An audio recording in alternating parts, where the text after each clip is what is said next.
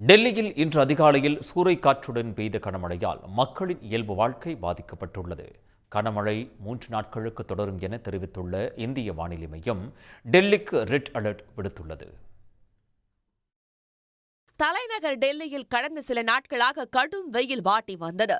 இந்நிலையில் இன்று அதிகாலையில் திடீரென பலத்த சூறைக்காற்றுடன் கூடிய கனமழை கொட்டி தீர்த்தது.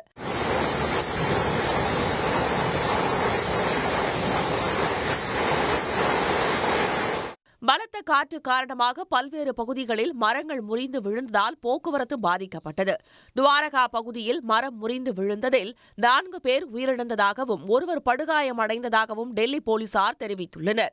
டெல்லி, நொய்டா, காசியாபாத், குருகிராம் மற்றும் ஆர்கே நகர், துவாரகா உள்ளிட்ட தலைநகர் பகுதிகளில் பெய்த மழையால் சாலைகளில் ஆறு போல தண்ணீர் பெருக்கெடுத்தது.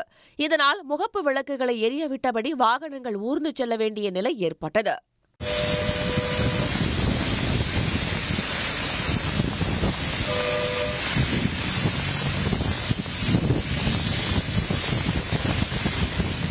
सब बारिश से है ना, बस गर्मी में राहत मिलेगी। हाँ, अभी ठंड का एहसास हो रहा है।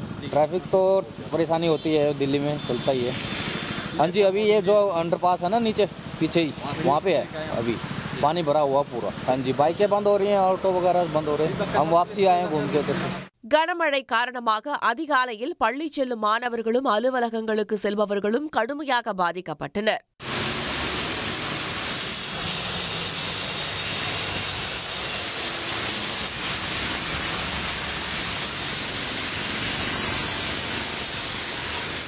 அதிகாலையில் பெய்த கனமழை காரணமாக 100க்கும் மேற்பட்ட விமானங்கள் தாமதமாக புறப்பட்டன. டெல்லியில் மட்டுமன்றி உத்தரப்பிரதேசம், ஹரியானா போன்ற அண்டை மாநிலங்களிலும் கனமழை கொட்டியது.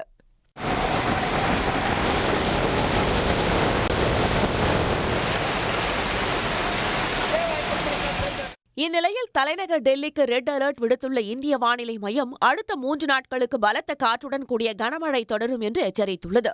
பொதுமக்கள் மரங்களுக்கு அருகே நிற்பதை தவிர்க்க வேண்டும் என்றும் தேவையற்ற பயணங்களை தவிர்க்க வேண்டும் என்றும் இந்திய வானிலை மையம் அறிவுறுத்தியுள்ளது.